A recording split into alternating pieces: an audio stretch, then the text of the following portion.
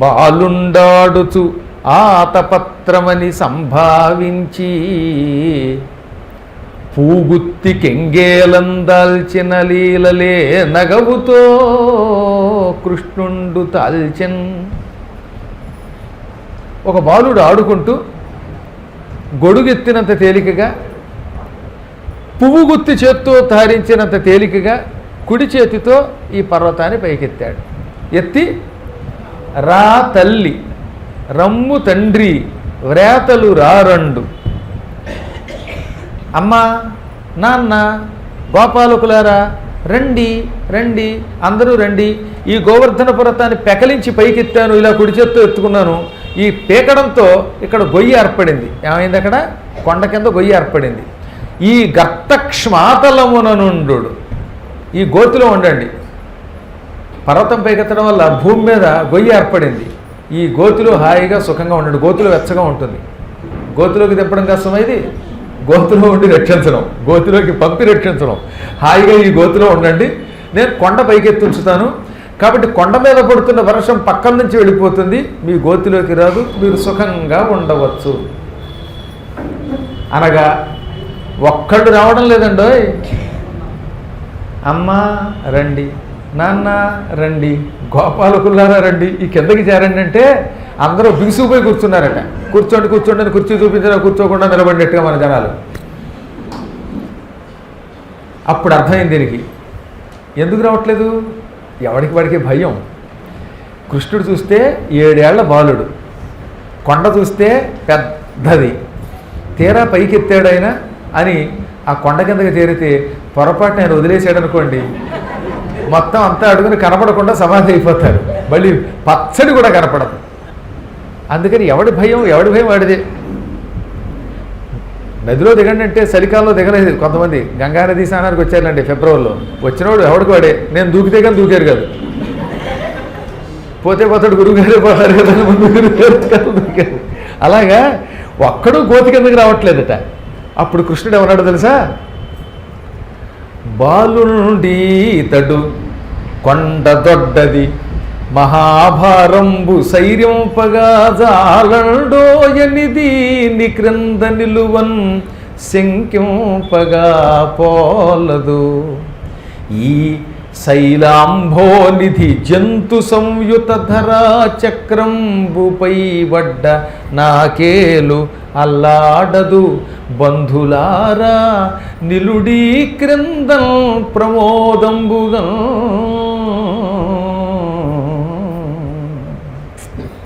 బంధువులారా, కృష్ణుడు బాలుడు, కొండ పెద్దది, ఇంత బరువు మొయ్యలేడేమో అని మీరు భయపడుతున్నారు. అలా శంకించవలసిన అవసరము లేదు. నేను మీ అందరికీ అభయం ఇస్తున్నాను, నన్ను నమ్మండి. ఈ కొండే కాదు, ఈ కొండలతో గుట్టలతో నదులతో సముద్రములతో ఉన్న భూమండలం వచ్చి నా చేతి మీద పడినా నా చెయ్యి అలా కదలదు, అల్లాడదన్నాడండి ఆయన. కనీసం ఆకు కదిలినట్టు కూడా కదలదు, రవ్వంత కూడా వణకదు. 2nd ఫ్లోర్ ఎక్కుతున్న వాడు హుష్ అని శరీరం వణుకుతూ ఉండగా ఎక్కుతూ ఉంటారు. అలా వణకదు నా శరీరం, అస్సలు అల్లాడదు. బంధువులారా నిశ్చింతగా ఈ కింద ఉండండి, మిమ్మల్ని నేను రక్షిస్తానన్నాడు ఆయన. అప్పుడు వాళ్ళకు కొంత ధైర్యం వచ్చింది. వాళ్ళు అనుకున్నారట, బయట ఉంటే ఎలాగో వర్షం దెబ్బకి చచ్చిపోతున్నాం, పిడుగుల దెబ్బకి వస్తున్నాం, దాని బదులు కృష్ణుడిని నమ్మి పెడదాం, ఆయన నమ్మి చెడిన వాళ్ళు లేరు, ఆయన చెప్పినట్టే కిందకి వెళితే సుఖంగా ఉంటాం. ఒకవేళ తేడా వస్తే ఈ పిడుగు దెబ్బ కంటే ఆ గొడుగుకి దెబ్బేనయ్యాం, కొండ అనే గొడుగు కిందే పచ్చడి అయితే అవుతానులే అనుకుని ధైర్యం తెచ్చుకొని ఆడవాళ్ళు మగవాళ్ళు పిల్లలు పితక పీచు అందరూ కూడా తమ తమ దూడలతో ఆవులతో సైతంగా కొండ కిందకి చేరిపోయారు. బయట అంత వర్షానికి చలికి గజగజ వడిగిపోతూ ఉంటే అందరూ ఈ లోపలికి వచ్చిన వాళ్ళు ఒక్కొక్కడు వెచ్చదనం వచ్చేసింది. వాళ్ళ శరీరం తడంతా ఆరిపోయి పొడైపోయింది. హాయిగా అందరూ కిందకి చేరారు. చలిగాలుల ప్రభావం లేదు. 7 అహోరాత్రములు ఇంద్రుడు వర్షం కురిపించాట. 7 రాత్రుళ్ళు పగలు అన్నమాట. విడిచిపెట్టకుండా రవ్వంత గ్యాప్ లేకుండా కురిపిస్తూనే ఉన్నాడు వర్షం. ఈ 7 రాత్రులు పగలు వర్షం కురుస్తూనే ఉంది. కొండ కింద వాళ్ళు కూర్చునే ఉన్నారు. అందరూ కృష్ణుడిని చూస్తున్నారట. చెయ్యి ఎత్తి ఆ కొండని పట్టుకుని ఉన్న కృష్ణుడి ముఖం అందరూ చూడగలిగారు. అదే కృష్ణుని మహిమ. ఎవరికి వారికి కృష్ణుడి ముఖం తప్ప వీపు కనపట్టలేదు. అందరూ ఆయన ఎదురుగుండా కూర్చున్నట్టే భావిస్తున్నారట. ఈ పక్కనున్నవాడికి నా చేతులు కనపడితే ముఖం కనపడదు, వెనకవాడికి వీపు కనపడుతుంది. కానీ కృష్ణుడి దగ్గర అలా కాదు, అందరూ కేవలం ఆయన ముఖమునే చూడగలుగుతున్నారు. ఆ ముఖాన్ని చూసి ఆనందంతో పరవశించి కృష్ణ కృష్ణ అని పాడుకోవడం మొదలుపెట్టారు. మంగళగీతాలు పాడుకుంటున్నారట. ఈ 7 అహోరాత్రములు కృష్ణుడి ముఖం చూడటం వల్ల ఆకలి లేదు, దప్పిక లేదు, మళ్ళీ మధ్యాహ్నం పూట భోజనాలు ఏర్పాటు చేయవలసిన అవసరమే లేదు, చేతులు కడుక్కునేందుకు నీళ్ళే ఒక్కర్లేకుండా ఉంది, హాయిగా ఉంది వాళ్ళకి. అది కృష్ణ పరమాత్మని దివ్యానుగ్రహం. ఆకలి ఉండదు, దాహం ఉండదు కృష్ణుడిని చూస్తుంటే అని పాడుకున్నారు వాళ్ళు. నిజంగా ఆకలి దాహం లేదనమాట.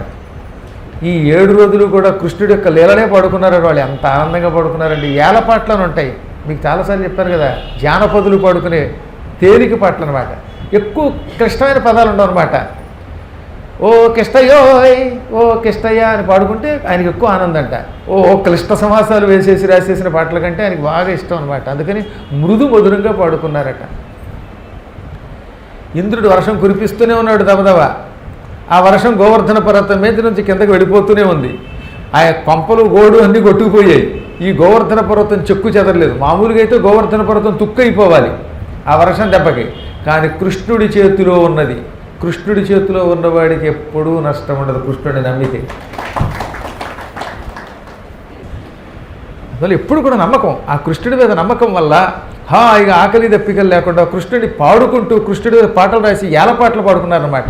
అందంగా పాడుకున్నారు.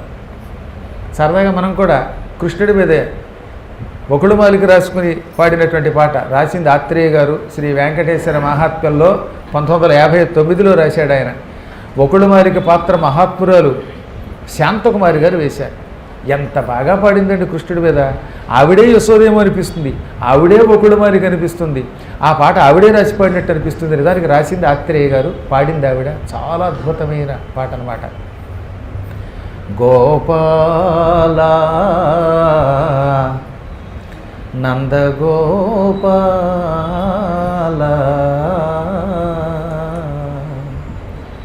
ఎన్నాళ్ళని నా కన్నులు కాయగా ఎదురు చూతురా గోపాల, ఎంత పిల్లచినా ఎంత వేడినా ఈనాటికి దయరాదేలా, ఎంత పిల్లచినా ఎంత వేడినా ఈనాటికి దయరాదేలా గోపాల, దయరాదేలా గోపాల నందగోపాల గోపాల గోపాల గోపాల.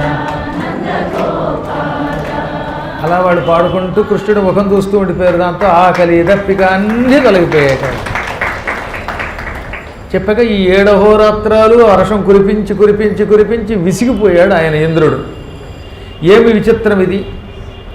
శ్రీకృష్ణుడి అనుగ్రహం కాకపోతే ఈ గోవర్ధన పర్వతం మీద ఇంత వర్షం పడితే తుక్కు తుక్కై ముక్కలు విరిగిపోవాలి, తునాతునకలు కాలేదు. ఒకప్పుడు నా వజ్రం దెబ్బకి దాని రెక్కలు తెగాయి. ఆ కొండ దృఢంగా ఉంది, కొండ కింద బాలుడి చెయ్యి దృఢంగా ఉంది. ఇతడు ఎవరై ఉంటాడని ఆయన తెల్లబోయాడు. కానీ 7 అహోరాత్రాలు గొడుగు పట్టుకున్నట్టే పట్టుకున్నట్టండి. గొడుగుకు కర్ర ఉండాలా, గొడుగు కర్ర, అలా విచ్చుకున్నటువంటి గొడ్డ. పూర్వం గొడుగులకి ముత్యాలు రత్నాలు వెళ్లాడదీసేవారు, ఇవన్నీ ఉండేవి. ఇప్పుడు ఇక్కడ కూడా గొడుగు ఉందిటండోయ్. హరిదోర్దండము కామ, శ్రీకృష్ణుడి చెయ్యి గొడుగు కర్ర అన్నమాట, పొడుగ్గా ఉన్న గొడుగు కర్ర. గొబ్బ శిఖరంబు, ఇక పైన ఉన్నటువంటి ఆ గొబ్బ ఉన్నదే అది కొండ శిఖరం. కొండ శిఖరమే అచ్చం ఆ గొడుగు గొబ్బలో ఉందన్నమాట. ఆలంబి ముక్తావళుల్ పరగంజారెడి తోయ బిందువులు, ఆ కొండ మీద నుంచి కిందకు అలా నీటి బిందువులు పడుతున్నాయి. వర్షధార కదా, ఆ వర్షధార నుంచి అలా నీరు పడుతోంది కిందకి బొట్లు బొట్లుగా. ఆ నీటి బిందువులు ఏమిటి? వేళ్లాడుతున్న ముత్యములట. పూర్వం గొడుగులకి ముత్యాలు వేళ్లాడు కట్టేవారు. ఈ నీటి బిందువులే ముత్యములు అన్నమాట. గోపాలాంగన ఆపాంగ హాసరుచుల్ రత్న చెయ్యంబుగాగా, అక్కడ గోపికలు ఉన్నారు. ఈ గోపికా స్త్రీలు నవ్వుతున్నారట. ఆ నవ్వు ఎలా ఉందో తెలుసా? నవరత్నాలు. అందుకే నవ్వితే నవరత్నాలు అన్నారు. వాళ్ళ నవ్వులు ఈ గొడుక్కి వేళ్లాడగట్టిన నవరత్నముల వలె ఉన్నాయట. ఎంత అద్భుతమైన ఉపమానం అండి, ఎంత చక్కని పోలికండి. గోపాలాంగనాపాంగహాసరుచుల్ రత్నచయంబుగాగా అచల ఛత్రంబు శోభిల్లె తద్గిరిభిద్దుర్మద భంజియై జలధరాక్లిన్న ప్రజారంజియై. ఈ విధంగా ఆ కొండ అనబడే ఒకనొక గొడుగు కనబడుతున్నది. ఆ కొండే గొడుగు అన్నారు, మళ్ళీ పోల్చడం కాదు, అచల ఛత్రమే అన్నారు అంతే. అదే ఒక గొడుగు, అది ధగధగ వెలిగిపోతున్నది కృష్ణుడి చేతిలో. కొండల రెక్కలు తెగగొట్టిన ఇంద్రుడి అహంకారం అంతా తొలగించింది ఆ కొండ ఈనాడు. మేఘముల నుంచి కురుస్తున్న వర్షము వల్ల తడిసిపోయిన వాళ్ళకి ఆనందం కలిగిస్తున్నది, ప్రజలకు ఆనందం కలిగిస్తున్నది. ఆ విధంగా ఆ కొండ ఒక గొడుగులాగా శ్రీకృష్ణుడి చేతిలో ఉన్నది. తా వలకేల దాల్చి విపుల ఛత్రంబుగా బట్టి ఆభీలాభ్రచ్యుత దుశ్శిలా సహిత గోపీ గోప గోపంక్తికిన్. శ్రీకృష్ణుడు వలకేల దాల్చి కుడి చేత్తో ధరించాడు. మళ్ళీ చెప్పారు, 3 సార్లు చెప్పారు భాగవతంలో. మళ్ళీ ఇక్కడ వలకేల కుడి చేత్తో ఈ కొండ అనే గొడుగుని పట్టుకున్నాడు ఆయన. భయంకరమైన మేఘముల నుంచి కిందకి పుడుతున్న భయంకరమైన పిడుగులు, వడగళ్ళు, రాళ్ళు మొదలైనటువంటి వాటి వల్ల ఏమాత్రం బాధపడకుండా గోపాలకుల్ని రక్షించాడు ఆయన. చివరికి విసిగిపోయాడు ఇంద్రుడు. ఇక ఈ వర్షం వ్యర్థమైపోతుంది, కృష్ణుడికి ఏమవ్వదు, కొండకి ఏమవ్వదు, కొండ కింద ఉన్న గోపకులకి ఏమవ్వదు. ఏమి కృష్ణుని లీల, ఏమి మహిమ, వీడెవడో కారణజన్ముడు. ఇప్పటికి కూడా ఇంకా విష్ణువుని అర్థం కాల, కారణజన్ముడు అనుకున్నట్ట. అనుకుని మేఘములను మరల్చుకుని వెళ్ళిపోయాడు. ఆయన అలా వెళ్ళిపోగానే కృష్ణుడి యొక్క అనుగ్రహం వల్ల నేల మీద ఉన్న వరదంతా ఎగిరిపోయింది. నేల వెంటనే గట్టిపడిపోయింది. నిజానికి అంత వరద కొంతకాలం పాటు బురద ఉండద్దు, అంత వరద వచ్చాక. కానీ కృష్ణుడి చూపులకి నేలంతా పూర్వంలాగా యథాతథంగా గట్టిపడిపోయింది. అసలు నీరే లేదు, మేఘములు వెళ్ళాయో లేదో, పూర్వం ఎట్లున్నదో బృందావనం అట్లే ఉంది. ఇప్పుడు కృష్ణుడు ఏమన్నాడు? ఓ గోపాలకులారా, వాన తగ్గింది, ఉడిగను గాలియు వానయు వడిచెడ నదులెల్లా. వాన తగ్గిపోయింది, గాలి తగ్గిపోయింది, నదుల ప్రవాహము తగ్గిపోయింది, వరదలిగిరి, వరదలు కూడా తగ్గిపోయాయి. కొండడుగున నుండక వెడలుడు. ఇంకా కొండ కింద నుంచి బయటకు వచ్చేయండి. మీరు, మీ గోవులు, మీ దూడలు అందరూ కూడా మారు మాట్లాడకుండా బయటికి రండి అన్నట్ట. అందరూ బయటకు వచ్చాక, ఆఖరి వాడు కూడా బయటకు వచ్చాక అప్పుడు కొండను యథాప్రకారంగా వదిలేశాడు. మళ్ళీ చూసుకుని వెయ్యాలండి. కొంతమంది ఇంట్లో పెట్టి తలుపు వేస్తుంటారు తాళాలు, కాబట్టి కొంచెం చూసుకుని తలుపులు వేయాలి. రైల్లో దిగేటప్పుడు మన వాళ్ళు నిద్రపోతారేమో చూసుకుని దింపాలి, లేకపోతే వాళ్ళు నిద్రపోతే తీసుకెళ్ళి అవుటర్లో పెట్టి తలుపులు వేసేస్తారు. మళ్ళీ ఆ రైలు ఏ మధ్యాహ్నం 3 తీసుకొచ్చి ప్లాట్ఫారం మీద పెట్టినప్పుడు వీళ్ళు లోపల కూర్చుని ఉంటాడు వీడు. కృష్ణుడు కాబట్టి పరమాత్మ కనుక ఆఖరి మనిషి కూడా బయటకు వచ్చేదాకా చూచి కొండలో వదిలేసి ఇక నడవండి అన్నట్ట. ఎక్కడికి నడుస్తాం కృష్ణ? కొంపలు కూలిపోయాయి, మొత్తం నేలంతా ఫ్లాట్లు వేసినట్టున్నాయి, పొలాల్లో ఫ్లాట్లు వేసినట్టుగా నున్నగా అయిపోయాయి. అంటే నున్నగా ఉన్నాయా? తిన్నగా చూడండి అన్నట్ట. ఆ నున్నగా అయిన చోటికి తిన్నగా చూస్తే ఎవరి గృహాలు వెళ్ళి యథాతథంగా వచ్చి పడిపోయాయి. బిల్డింగులు మళ్ళీ కొత్త బిల్డింగులు, మళ్ళీ బిల్డింగులో ఎక్కడ కరెంటు కనెక్షన్లు పోలేదు, బాత్రూముల కిందే ఉన్నాయి, పెచ్చులు ఓడలేదు, ఎక్కడ దొంగలు ఓడలేదు. యథాతథముగా అందరి గృహములు తన దివ్య దృష్టితో ప్రసాదించి ఇక మీ గృహాల్లోకి చేరండి అన్నట్ట. అప్పుడు అన్నారు వాళ్ళు, నందా ఇతడు నీ కొడుక అంటే మళ్ళీ అనుమానం లేకుండా, నీ సామాన్యమైన పుత్రుడు కాదు, ఇతడు సామాన్య మానవుడు కాదు బాబోయ్. కళ్ళు తెరవని పసిపాపడి పూతన చనుబాలు తాగి దాన్ని చంపాడు, ఉయ్యాల్లో పడుకుని బండిని పడగొట్టాడు, నోట్లో తల్లికి లోకాలు చూపించాడు, ఇంకా పాకుతున్న కాలంలోనే 2 జంట మద్ది చెట్లు కూల్చేశాడు, భయంకరుడైన వత్సాసురుణ్ణి చంపాడు, తృణావర్తుణ్ణి కూల్చాడు, బకాసురుణ్ణి చంపాడు, అఘాసురుణ్ణి సంహరించాడు, కాళీయుణ్ణి వర్తించాడు. 5 ఏళ్ల వయస్సులో అఘాసురుణ్ణి చంపి బ్రహ్మగారికి ఆశ్చర్యం కలిగించాడని విన్నాం మేము. ఇన్ని పనులు చేసిన ఈ కుమారుడు ఇప్పుడు మనం అందరం చూస్తూ ఉండగా కళ్ళెదురుగుండా కొత్త లీల చూపించాడు. ఏడేండ్ల బాలుడెక్కడ క్రీడల్ కది తమ్మి ఎత్తు క్రియ ఎందరము చూడగా కొండను ఎత్తుట వేడుక ఒక చేత నేడు వెరగవుగాదే.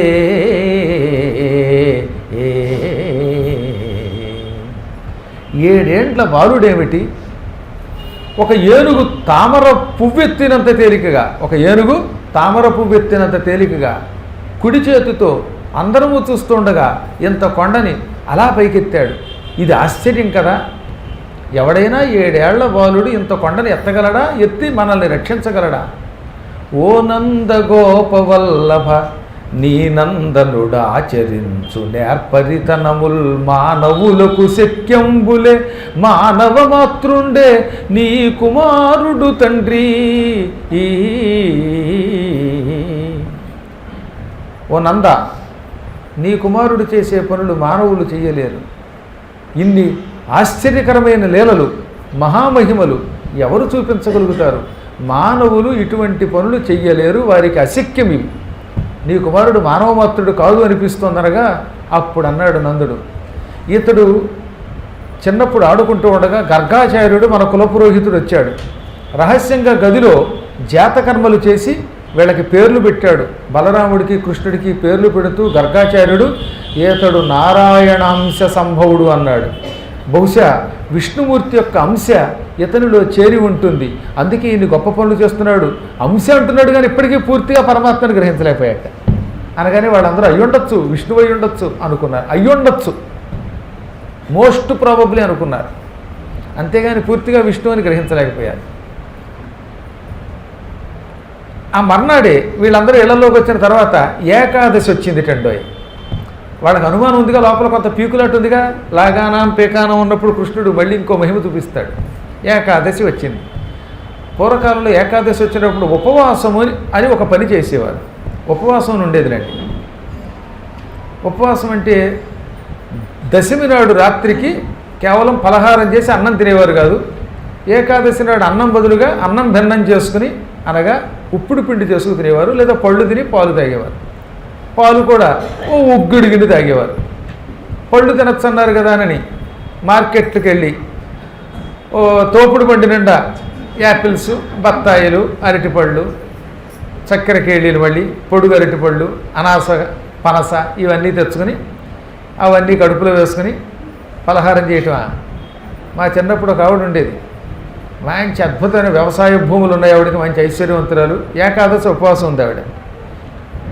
తెల్లారేసరికి నీరసం వస్తుంది. రాత్రిపూట ఏదో పలహారం తినమన్నారు గురువుగారు కదా అని మూకుడు పెట్టుకుని దెబ్బ రొట్లను ఉండేవి అప్పట్లో. కింద కట్టెల పొయ్యి పెట్టి దాని మీద మూకుడు పెట్టి నెయ్యి బాగా పోసి దాంట్లో శుభ్రంగా ఈ మినప్పిండి పోసి మూత పెట్టి పైన మళ్ళీ మూత మీద నిప్పులు వేసేవారండి. పైన కాలుతుంది, కింద కాలుతుంది అనమాట. గంటకో దెబ్బ రొట్టి కాలేది. దెబ్బ రొట్టి కాలగానే వెస్తట్లో వేసుకుని ఇంకో దెబ్బ రొట్టి అందులో వేసుకుని అది కాలేలోపు ఇందులో కాస్త ఆవకాయ, వెన్నపూస వేసుకుని తినడం మొదలెట్టింది. సాయంత్రం 6ంటికి మొదలెట్టింది. పొద్దున 6 అయ్యింది. ఇంతలో పాలేళ్ళు వచ్చారు. అమ్మగారు ఆవుల పాలు పెత్తకనంటే వారు మీ తెలివి తెల్లారు, అప్పుడే తెల్లారేది ఇట్లా, ఇంకా నా పలహారమే అవ్వలేదు, ఏకాదశి పలహారం అంది ఆవిడ. సాయంత్రం 6ంటికి మొదలెట్టింది. తెల్లారి 6 దగ్గర దెబ్బ రొట్లు వేసుకుంటూనే ఉంది, దెబ్బల రొట్లు అయినా అప్పుడే తెల్లారింది అంటుంది ఆవిడ. పాలేళ్ళకి తెలియదు లోపల. ఇంతలో నేను వచ్చాను. చూడండి పంతులు గారు అబ్బాయి పైగా నేను గురువు గారు అబ్బాయి, ఆ పాలేళ్ళకి ఏదో చూసి పెట్టండి బాబు, బాగుంటుంది, ఇంకా నా పలహారం అవ్వలేదండి. ఏం పలహారం అమ్మో, సూర్యుడు నన్నెత్తుకు వస్తున్నాడు, అప్పుడు 7 అవుతుంది, ద్వాదశి గడియల్లో పారణ చేయొద్దా అంటే, ఓహో ద్వాదశి వచ్చిందా, అయితే రెడీగా ఉంది పారణ అందాడు. పూరణ అలా ఉంటాయి కొందరు ఉపవాసాలు అన్నమాట. చాలా కష్టం అండి ఉపవాసం ఉంటాం, కానీ ఉపవాసం ఉండడం అంత బాధ మరవట్లేదు అనమాట. ఉపవాసం ఉన్నసేపు కళ్ళు తిరిగిపోతే నీరసం వచ్చేస్తుంది, ఈ సమయంలో నన్ను విసిగించకండి అంటారు. ఇంకప్పుడేది ఉపవాసం ఏమిటి, దాని బదులు హాయిగా తినమన్నారు. కోతి ఉపవాసంలో గొప్ప కథ ఉందండి. ఒక కోతి నేను ఉపన్యాసం చెబుతుంటే వినడానికి వచ్చింది. నా ఉపన్యాసాలు కోతులు కూడా వస్తుంటాయి అప్పుడప్పుడు, అన్నీ వింటూ ఉంటాయి. అలాగే ఒక కోతి గారు కూడా వచ్చి ఉపన్యాసం వింటూ ఉంటే ఉపవాసం గురించి చెప్పాంట. ఏమైనా రాబోయే ఏకాదశి నాడు ఉపవాసం ఉంటాను అనుకున్నది కోతి.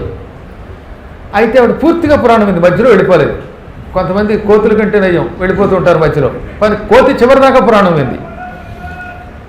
ఏకాదశి నాడు ఉపవాసం ఉన్నవాడు ద్వాదశి ఘడియలలో స్నానం చేసి ద్వాదశి ఘడియలు దాటకుండా ఏదో ఒక ఆహారం తింటేనే అది ఉపవాస ఫలితం ఇస్తుంది, లేకపోతే దోషం అని నేను అంబరీషోపాఖ్యానంలో చెప్పాంట. అందుకని కోతిగారు శ్రద్ధగా విని నేను ఏకాదశి నాడు ఉపవాసం ఉంటాను, ద్వాదశి దాటకుండానే ద్వాదశి పారణము చేస్తాను అనుకున్నది. అనుకుని చెట్టు కొమ్మ మీద కూర్చుంది. వాసుదేవ వాసుదేవ వాసుదేవ పాహిమాం వాసుదేవ వాసుదేవ వాసుదేవ రక్షమాం అనుకుంటూ కూర్చున్నాక ఒక గంట గడిచింది. ఇంత ఉపవాసం మొదలెట్టి ఒక గంట గడిచిందిట ఇంత చేసి. అవును, గురువుగారు ఏం చెప్పారు? ద్వాదశి దాటకుండా పారణ చేయాలన్నారు. అప్పుడే ఏకాదశి మొదలై గంట గడిచింది, ఇంకో 23 గంటలు గడవాలి, తర్వాత ద్వాదశి వస్తుంది. ద్వాదశి గడియల్లో ఏదైనా తినాలంటే ఎలాగా? నా దగ్గర ఏమీ లేవే. కాబట్టి ద్వాదశి గడియల్లో పారణము కోసం ఇప్పుడే ఫ్రూట్స్ తెచ్చుకుందాం అనుకుంది. మీరంటే ఫ్రూట్స్ కొనుక్కోవాలి, డబ్బులు ఎట్టుకెళ్ళి. కోతి కొనుక్కోక్కర్లా, బండి మీద పెట్టారు గెల ఎత్తుకొచ్చేసింది. అది కోతులకి తప్పులేదు అది. అందుకని ఆ గెల ఏం చేసిందనమాట, తాను కూర్చున్న చెట్టు కొమ్మకి తాడేసి వేళ్లాడగట్టింది. అక్కడ గెల కనబడుతోంది ఆ సంతోషం చోట, ఇక్కడ కొమ్మ మీద కూర్చుంది. ఇది వాసుదేవ గెల, వాసుదేవ అరటిపళ్ళ గెల, వాసుదేవ ఫ్రూట్ గెల. ఇంతలో దీనికి మళ్ళీ అనుమానం వచ్చింది. ఈ ఉపవాసం వల్ల నీరసం వస్తుంది నాకు, ఎంత దూరం నుంచి ఆ అరటిగెల దాకా రేపు చెంగుని ఎగరలేక కింద పడిపోతే చచ్చిపోతానేమో, అప్పుడు ఏకాదశి ఉపవాసం భంగమవుతుందేమో, కాబట్టి ఎందుకైనా మంచిది కొంచెం గెలకి దగ్గరగా కూర్చుంటే ద్వాదశి రాగానే పండు తీసుకుని నోట్లో వేసుకోవచ్చు కదా అనుకుంది. అనుకుని ఏం చేసిందనమాట, ఇక్కడ నుంచి చెంగుని ఎగిరి గెలకి దగ్గరగా కూర్చుంది. మళ్ళీ ఇంకా సేపటికి మళ్ళీ అనుమానం వచ్చింది. వాసుదేవ గెల అనుకుంటూ కూర్చున్న దానికి మళ్ళీ అనుమానం వచ్చింది. ఇక్కడి నుంచి అక్కడ కూడా చెయ్యి అందట్లేదు, ఎప్పటికీ ఉపవాసం ఉంటే చేతులు వణుకుతున్నాయి. కొంచెం షుగర్ పేషెంట్ పైగా అది ట్యాబ్లెట్లు తెచ్చుకోలేదు. అందుకని ఈ షుగర్ పేషెంట్ అయినటువంటి ఈ కోతి గారికి అనుమానం వచ్చింది. రేపు నేను ఇక్కడి నుంచి ఇక్కడ గెల దగ్గరకు కూడా వెళ్ళి చెయ్యి చాచలేనేమో, కాబట్టి గెల దగ్గరే కూర్చుంటే మంచిది, ద్వాదశి రాగానే టక్కన పండు తీసుకొచ్చని మళ్ళీ ఎగిరి గెల పక్కన కూర్చుంది. అంటే ఈ మైకే గెల, ఇది కోతి అనమాట, నేను కాదు, అక్కడ పోతుంది. కూర్చుని వాసుదేవ వాసుదేవ గెల, వాసుదేవ గెల. మళ్ళీ అనుమానం వచ్చింది ఇప్పుడు దీనికి. ఉపవాసం వల్ల చేతులు వణుకుతున్నాయి, నేనేమో తొక్కలు తీయకుండా పండు తినలేను, కోతులు తొక్క తినవండవు, అదే విచిత్రం, తొక్క తీసి పారేస్తాయి, పండే తింటాయి. వీటి తంపదాగా మనుషులే తొక్కలు తింటారు కానీ. అందుకని అది ఏం చేసింది, రేపు ద్వాదశి ఘడియల్లో తొక్క తీసి పండు నోట్లో వేసుకునే లోపు చేతులు ఉరుగుతూ ఉండడంలో పండు జారిపోతుందేమో, ఈ తొక్కలన్నీ తీసేసి పళ్ళు ఒళ్ళో వేసుకుంటే అప్పుడు ద్వాదశి రాగానే పండు చక్కగా నోట్లో వేసుకోవచ్చు కదా అనుకుంది. అది తొక్కలన్నీ తీసి ఒళ్ళో పళ్ళెం పెట్టుకుని ఈ పళ్ళన్నీ వేసుకుంది. మళ్ళీ ఇంకా సేపటికి మళ్ళీ అనుమానం వచ్చింది. ఒళ్ళో ఉన్న పళ్ళు కూడా జారిపోతాయేమో నీరసం వల్ల, ఈ పండు నోట్లో వేసుకోలేనేమో, నోట్లోనే పెట్టుకొని ద్వాదశి రాగానే మింగేయచ్చు కదా అనుకున్నది. అనుకుని పండు నోట్లో పెట్టుకుంది. నోట్లో పెట్టుకున్నాక ఏమనుమానం వచ్చింది, నోట్లోంచి కిందకి జారిపోతుందేమో, ఇప్పుడే మింగేస్తే కడుపులో రేపు ద్వాదశి గడియల్లో జీర్ణం అవుతాయి కదా అని గుటుక్కుని మింగింది. ఒక పండు ఎలాగో మింగాను కదా, మొత్తం పళ్ళు మింగేయచ్చు కదా అని మింగి ఆ ద్వాదశి గడియలు రేపు పొద్దున కడుపులో వాటంతట అవే ఈ పళ్ళ జీర్ణం వల్ల ద్వాదశి పారణం పూర్తవుతుంది అనుకుని ఎగిరి గంతే చెడిపోయింది. కోతి ఉపవాసం, మన మనస్సే కోతి, మనం చేసే ఉపవాసాలు అలా ఉంటాయి. అందుకే శంకరాచార్యులు వారు ఏమన్నారు, కపాలిన్ భిక్షో మే హృదయ కపిమత్యంత చపలం దృఢం భత్యా బద్ధ్వా భవ భవదధీనం కురు విభో. ఓ కపాలి, భిక్షుక, నువ్వు ఆది భిక్షువి, నువ్వెవరివి, మొదటి ముష్టాడివి, మొట్టమొదటి ముష్టి నేర్పింది నువ్వే. నా మనస్సు అని ఒక కోతి ఉన్నది నా దగ్గర కూడా ఒక కోతి ఉంది. అదేమిటి, నా మనస్సు. ఈ మనస్సు అనే కోతి అత్యంత చపలమైనది, ఒక్క క్షణం నిలకడగా ఉండదు. కోతి అయినా కాసేపు కూర్చుంటుందండోయ్, కానీ మనస్సు అనే కోతి మాత్రం నిలకడగా ఉండదట. అంటే ఏమిటి, ఇక్కడ కూర్చునే ఉంటాం, ఎంతలోనే గురువుగారు చెప్పినట్టు ఇందాక రూమ్ తాళం వేసినప్పుడు లోపల ఎవరినైనా పెట్టేశామా, తీరా ఇక్కడికి బయలుదేరి వచ్చినప్పుడు పరుసు ఎక్కడ పెట్టాం, అసలే పరుసులో బోర్డు క్రెడిట్ కార్డులు డెబిట్ కార్డులు ఉన్నాయి, డెబిట్ కార్డులు పోయినా పర్వాలేదు, క్రెడిట్ కార్డులు పోతే ఎలాగా, ఎక్కడ లేని ఆలోచనలు ఎప్పుడూ వస్తాయండోయ్. క్షణం సేపు పురాణం వింటున్నప్పుడు మన మనస్సు అక్కడ పూర్తిగా అక్కడ లగ్నమై ఉంటుందా లేక పారిపోతుందో ఒకసారి గుండెల మీద చేసుకుంటే ఎవడి మనస్సు పోతో మనకే తెలిసిపోతుంది. ఆ కోతి కంటే ఈ కోతి ప్రమాదకరమైనది. నిలకడ ఉండదు దీనికి, అటు ఇటు కదిలిపోతూ ఉంటుంది. నువ్వెవరివి? ముష్టాడివి. ముష్టాడు ఎవరి దగ్గరికైనా వెళ్ళి భిక్షాందేహి అంటే ఎవరు పడితే వాళ్ళు భిక్ష వెయ్యరు. అదే ముష్టివాడి దగ్గర ఒక కోతి ఉంటే ఎంత లాభమో తెలుసా? కోతిని పట్టుకొచ్చి, కోతి ఇందులోంచి దూకు, ఆయనకి దండం పెట్టు అంటే చేతులు నెత్తిమీద పెట్టు దండం పెడితే, ఓహో కోతి దండం పెట్టింది అని ఎవడనో 10 రూపాయలు ఇస్తాడు, బియ్యం వేస్తాడు, పళ్ళు ఇస్తాడు. కోతిని ఆడించుకోవటం వల్ల నీకు డబ్బులు వస్తాయి, లేకపోతే నీకు డబ్బులు రావు. నా మనస్సు ఒక కోతి. ఈ మనస్సు అనే కోతిని భక్తి అనే తాడుతో బంధించి నీతో పట్టుకెళ్ళి ఇతరుల దగ్గర ఆడిస్తే నీకు భిక్షాలాభం, నాకు లాభం ఏమిటి? నా దిక్కుమాలిన మనస్సు అనే కోతి నీ దగ్గర ఉంటుంది కనుక అటు ఇటు పోకుండా నీ చేత భక్తితో బంధింపబడి ఉంటుంది. నీకు నాకు లాభమే అన్నాడు ఆయన. ఎంత అందమైన ఊహండి. నిజంగానే పరమాత్మ దగ్గర ఉంటే మనకి లాభం, మనం ఉంటే ఆయనకి లాభంట. ఆయన లాభం అంకతో మమ్మల్ని పట్టుకెళ్ళి అంటున్నాడు ఈయన చమత్కారంగా. ఏది ఏమైనా హృదయం కపిలాంటిది. ఉపవాసం ఉండు అంటే ఒక్క నిమిషం ఉండలేదు, రకరకాల ఆలోచనలు వస్తాయన్నమాట. ఎంతమంది ఎన్ని ప్రశ్నలు వేస్తారో తెలుసా? కాఫీ తాగొచ్చు అంటారా? తాగొచ్చు. 4-5 సార్లు తాగొచ్చు అంటారా? పోనీ తాగు. అందులో బెల్లం పంచదార వేసుకోవచ్చు అంటారా? పాలు కలుపుకోవచ్చు అంటారా? గ్లాసే తాగొచ్చా? పోనీ చెంబుడు తాగొచ్చా? పర్వాలేదమ్మా, ఓ పెద్ద అదేదో కెటిల్తో తాగొచ్చమ్మా. లేకపోతే ఈ మధ్యన పప్పులు పులుసులు ఉట్టించడానికి వాడుతుంటారు చూడండి, ఇంత మగ్గు జగ్గు, దాన్ని ఏదో పేరెట్టారు, అలాంటి పాత్రతో తాగొచ్చమ్మా అన్నాను. అయితే ఒకటండి, కాఫీ బదులుగా అందులో బోర్నవిటా కలుపుకోవచ్చా అంది ఒక ఆవిడ. నిజం, ఇందులో అబద్ధం అట్లా, అసత్యం అట్లా, హాస్యాన్ని చెప్పట్లా. బోర్నవిటా కలుపుకోవచ్చా? ఇంకా నాకు విసిగెత్తి కలుపుకో అన్నాను. ఏం చేయను మరి 100 సార్లు అడిగితే?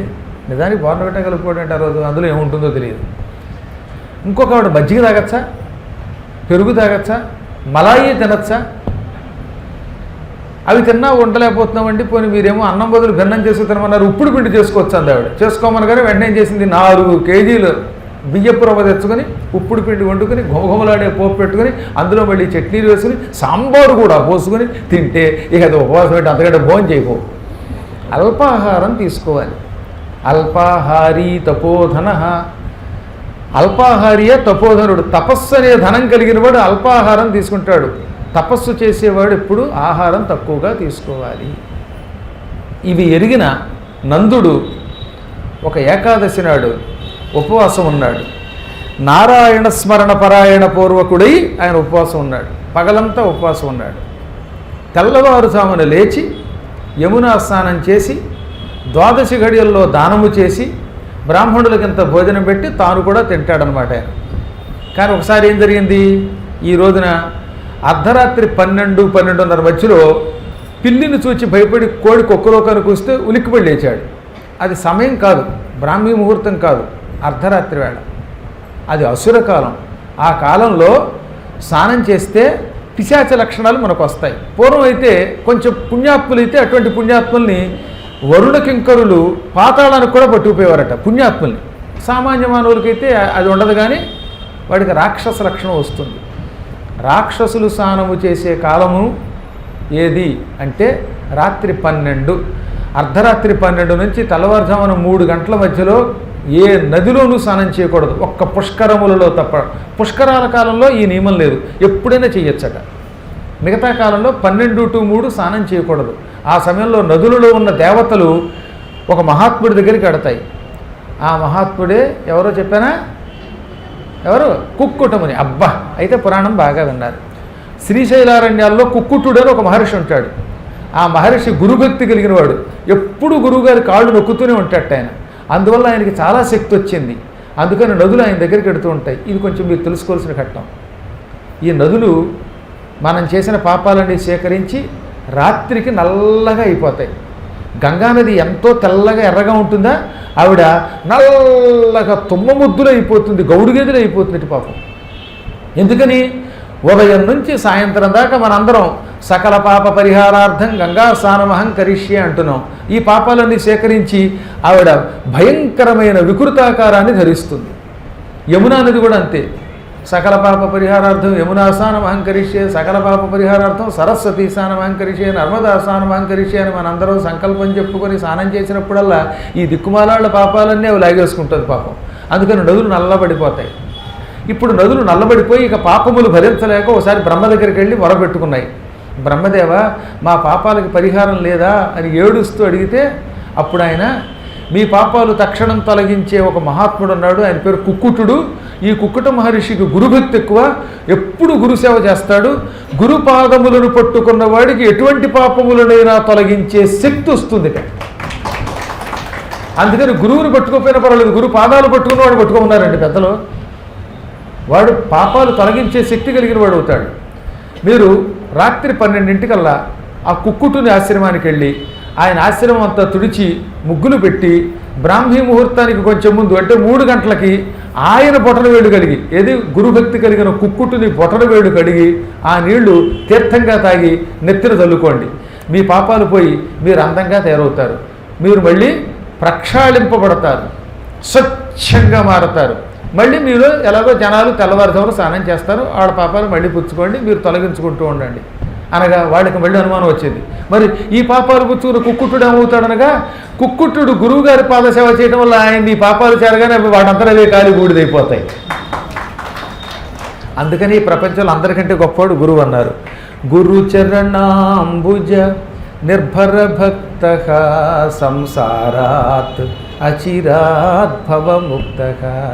గురు చరణాంబుజ నిర్భర భక్త సంసారాత్ అచిరాత్ భవముక్త. సేంద్రియ మానస నియమాదేవం సేంద్రియ మానస నియమాదేవం ద్రక్ష్యసి నిజ హృదయస్థం దేవం. భజ గోవిందం భజ గోవిందం గోవిందం భజ మూఢమతే. ఎంత మంచి విషయాలు చెప్పాడు ఆ మహానుభావుడు. గురువు పాద పద్మముల మీద గాఢమైన భక్తి కలిగి ఉంటే, ఒక్కసారి గురువుని నమ్మి ఆయన దగ్గరికి వెళ్ళాక ఎప్పుడు ఏ విధమైన ద్వేషం పెట్టుకోకుండా ఆయన్నే పూజిస్తే అటువంటి వాడు అచిరాత్ చాలా తొందరగా ఆలస్యం లేకుండా భవముక్త సంసారం నుంచి విముక్తి పొందుతాడు. ఇక వాడికి పునర్జన్మ ఉండదు. అదే గొప్ప మార్గం, అదే తపస్సు, అదే యజ్ఞం.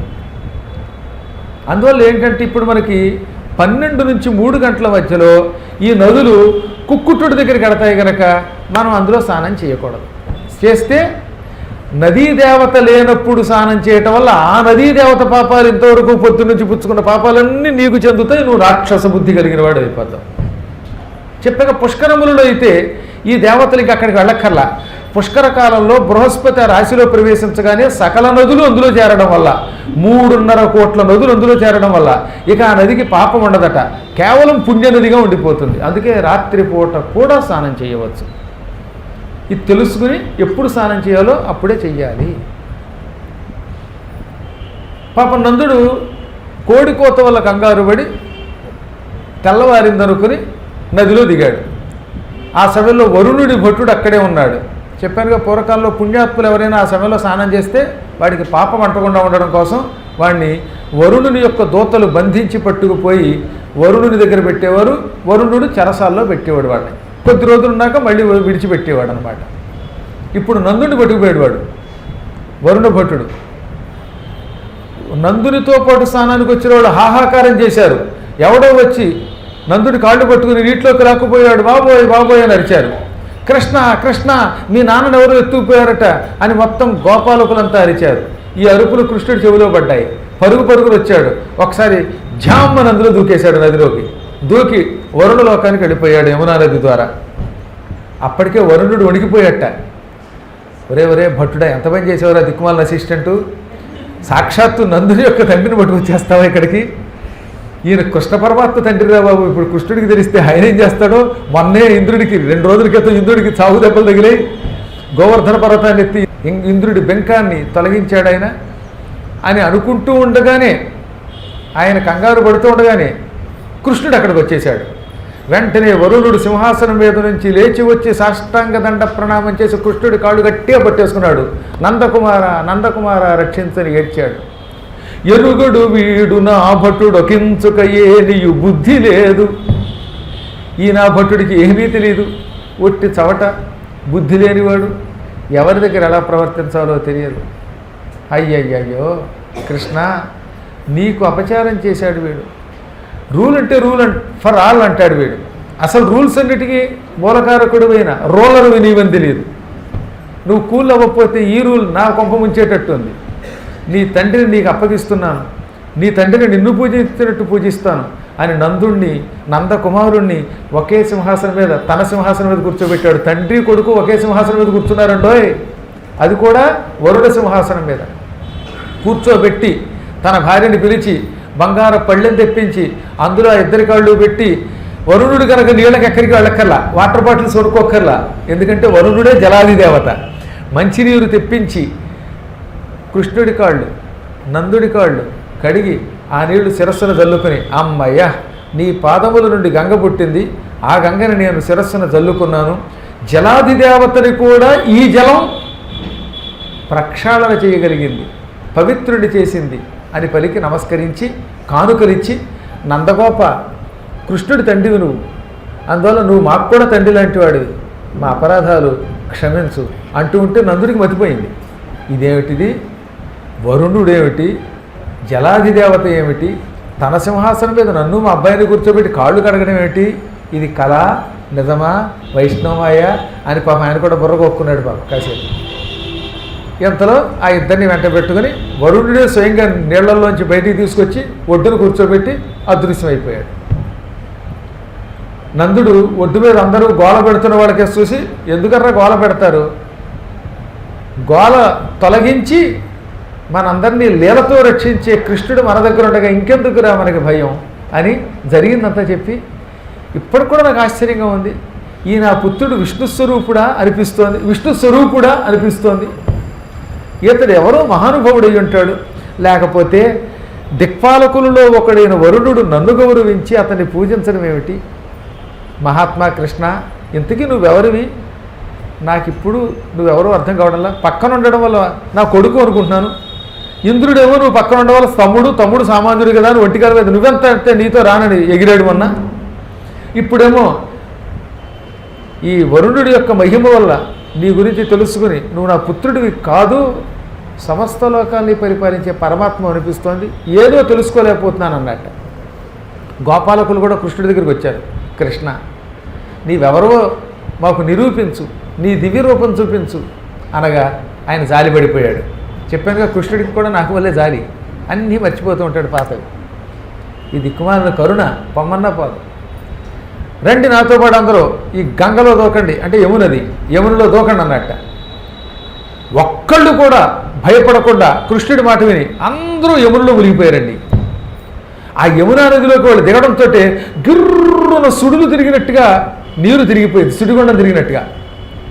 వీళ్ళందరూ హఠాత్తుగా ఎక్కడికో వెళ్ళిపోయారు. అదే ఒక దివ్యలోకం, సమస్త లోకాలకి మూలమైన లోకం, ఆదిలోకం, పరమపదం వైకుంఠం. యమునా నదిలోకి దిగిన వీరందరినీ క్షణంలో వైకుంఠానికి పట్టిపోయాడు. అక్కడ కృష్ణుడు ఎలా ఉన్నాడో తెలుసా, విష్ణువు కింద కనపడలేదట, అక్రూరుడికి ఒకప్పుడు చూపించాడే అటువంటి హంసస్వరూపం చూపించేటండోయ్. భాగవతంలో హంసస్వరూపం అన్నారు, పరమహంస రూపంలో కనపడ్డాడు. గుణరూప కర్మములకు అతీతమైన ఒక మహా తేజస్సు కాంతి రూపంతో కనపడ్డాడు. ఆ కాంతిని చూడలేక వాళ్ళంతా కళ్ళు బయర్లు కమ్ముతూ ఉండగా చేతులతో కళ్ళు మూసుకోగా అప్పుడు జాలిపడి వాళ్ళకి దివ్య నేత్రాలు ఇచ్చి దివ్య దృష్టి ఇచ్చి అంతలోనే వేలాది చేతులు, వేలాది పాదములు, వేల శిరస్సులు, అనేక నేత్రములు, అనేక ఆయుధములతో కూడిన ఒక మహారూపం చూపించాడు. అదన్నమాట అత్యంత పవిత్రమైన నారాయణ రూపం, దివ్య రూపం, విశ్వరూపం చూపించాడు. అందులో కోరలు ఉన్నాయి, ఆ నోట్లలోకి అనేక లోకాలు వెళ్ళిపోతున్నాయి, నోట్లోంచి గోళాలు బయటకు వస్తున్నాయి, గోళాలు వెళ్ళిపోతున్నాయి. నందుడు, యశోద, ఇక్కడ ఉన్న వాళ్ళంతా ఆ నోట్లో ఒక దివ్యంగా వెలిగిపోతున్న గుండ్రంగా తిరుగుతున్న లోకంలో ఉన్నారట. ఆ దివ్యంగా ఉన్న లోకమే భూలోకం. వెలిగిపోతున్న భూగోళం మధ్యలో బృందావనం, బృందావనంలో మళ్ళీ వీళ్ళు అందరూ కనపడ్డారు. ఆశ్చర్యపోయారట వాళ్ళు. కృష్ణుడికి భక్తితో నమస్కరించారు. హంసాయ సత్వనిలయాయ సదాశ్రయాయ నారాయణాయ నళినోదర సంస్థితాయ. హంసస్వరూపుడు, సత్వగుణ ప్రశస్తుడు, వాసుదేవుడు, నారాయణుడు అయిన పరమాత్మకి నమస్కారం అంటూ ఉండగా ఆ దృశ్యం అదృశ్యం అయిపోయింది. మళ్ళీ అందరూ యమునా నది ఒడ్డునే ఉన్నారు. మాయ క్షణంలో మళ్ళీ యథాస్థితికి తీసుకొచ్చాడు ఆయన. ఇదే మాయ. ఆ మాయ ఎవరికి అర్థం కాదు. కృష్ణ ఏది లోకం ఇంతవరకు కనపడింది నీ లోకం, ఇప్పుడంతా ఒట్టి మా లోకం అనుకున్నారట వాళ్ళు. అప్పుడు వాళ్ళు నివ్వెరబోయి ఈతడు పరమాత్మ అనుకున్నారు. కానీ చిత్రం ఏంటంటే ఆ నది దాటి బయటకు వచ్చాక మళ్ళీ అంతా మర్చిపోయి కృష్ణ ఏది మన ఆవుల మంద, ఎక్కడ మన ఇళ్ళు అన్నారట. మళ్ళీ ఇళ్ళు, ద్వాదశి గడియలు, భోజనాలు, వంటకాల్లో పడిపోయారు. ఆ పైన అపూర్వమైన ముక్తి అనే పంట మరిచి వంట వెంటబడ్డారట వాళ్ళు. ఎంత విచిత్రం ఉన్నారు కదా మీకు. క్షణంలో మర్చిపోతారు. అలా మాయ లేకపోతే కృష్ణుడు పరమాత్మను గ్రహిస్తే ఇంకా ఆ క్షణం నుంచి వాళ్ళు కృష్ణుడిని తమలో ఒకటి కింద భావించి పూజించరు. అందుకే అంత మాయ కురిపించాడు ఆయన. అవన్నీ వెన్నెల రాత్రులు. ఆ వెన్నెల రాత్రుల్లో కృష్ణుడితో ఆడుకునేవారట వాళ్ళంతా కూడా.